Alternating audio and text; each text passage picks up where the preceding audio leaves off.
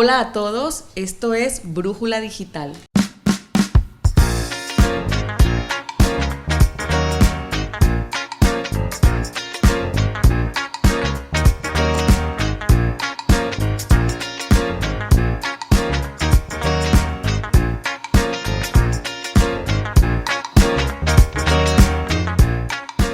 Las anécdotas con personalidades del arte nicaragüense, usted logró compartir con muchos de ellos. Sí, yo siento que hay algo bien importante en la vida de cada persona. A veces la magia que nos rodea es más fuerte en una que en otra.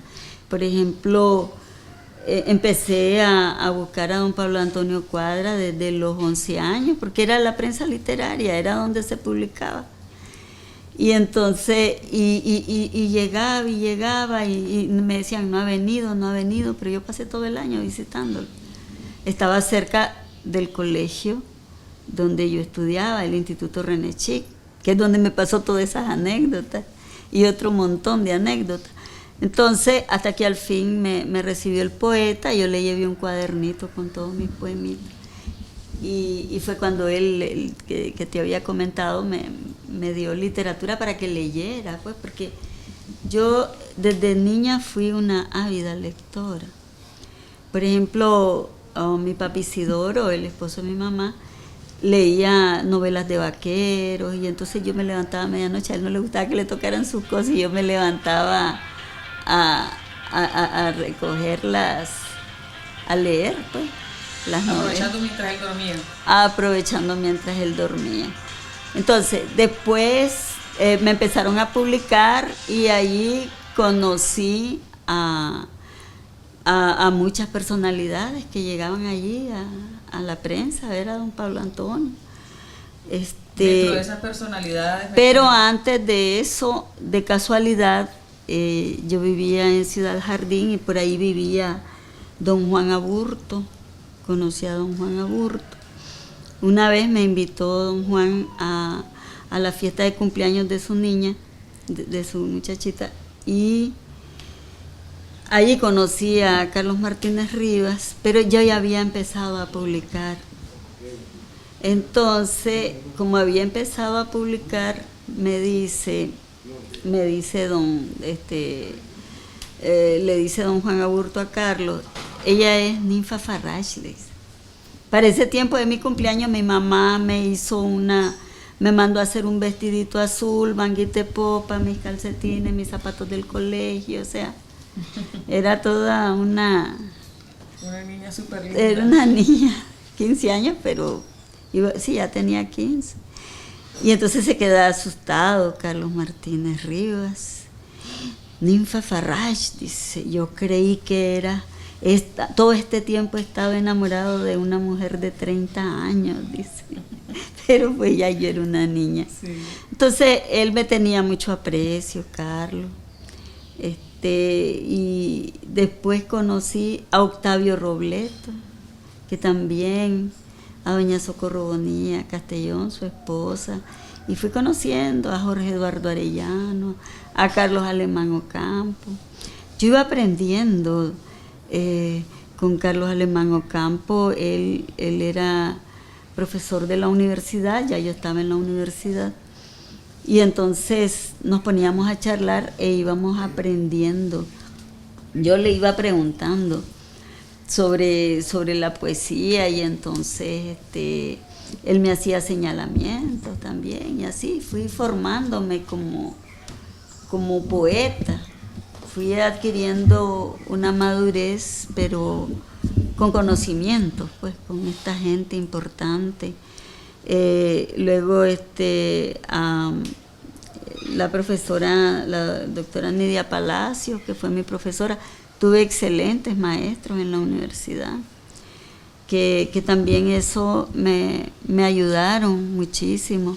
Fidel Coloma, que era mi profesor de ortografía, y todo eso son personalidades que me fueron formando, me fui formando con ellos, aunque yo era prácticamente era la mascotita, yo era la más Pero aproveché al máximo. Y ahora es toda una artista versátil y con grandes conocimientos y mucha sensibilidad artística. ¿Cómo describe a la mujer nicaragüense?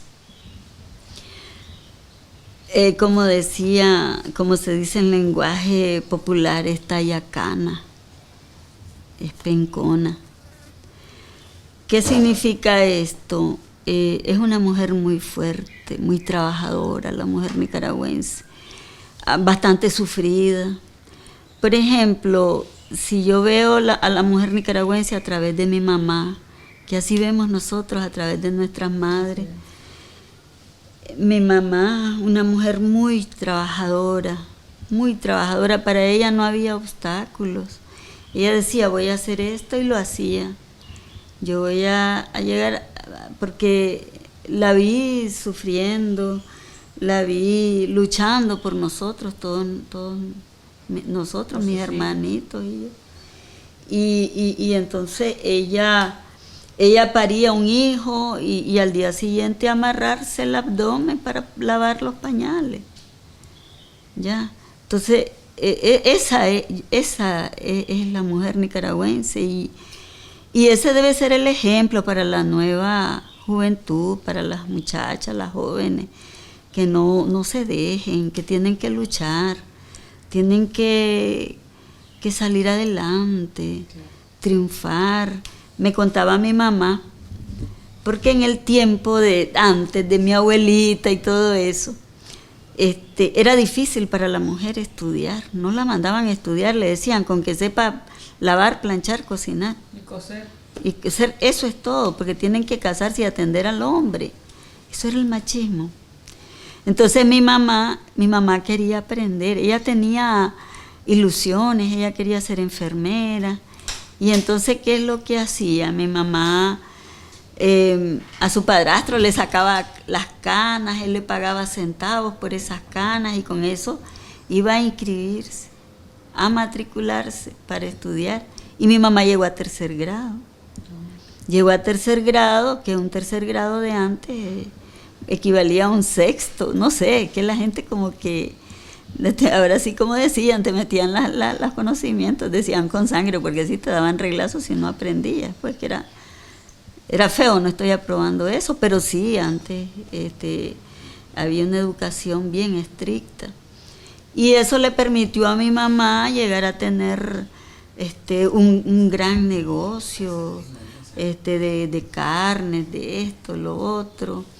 Logró ella salir adelante y eso fue un ejemplo para mí, porque a mí me ha tocado enfrentarme a momentos muy difíciles, sola, con hijos, he salido adelante sin necesidad de estirar la mano y pedir, nunca me ha gustado eso. Así es. Gracias.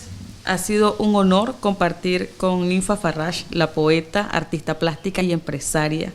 Gracias por compartir con las mujeres nicaragüenses y por ser parte de este homenaje de Brújula Digital a las mujeres más destacadas del arte de nuestro país. Muchísimas gracias.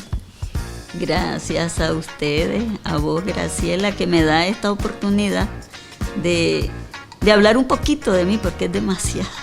He vivido mucho. Pero tiene mucho que contar. Hay mucho que decir de Ninfa. Muchísimas gracias.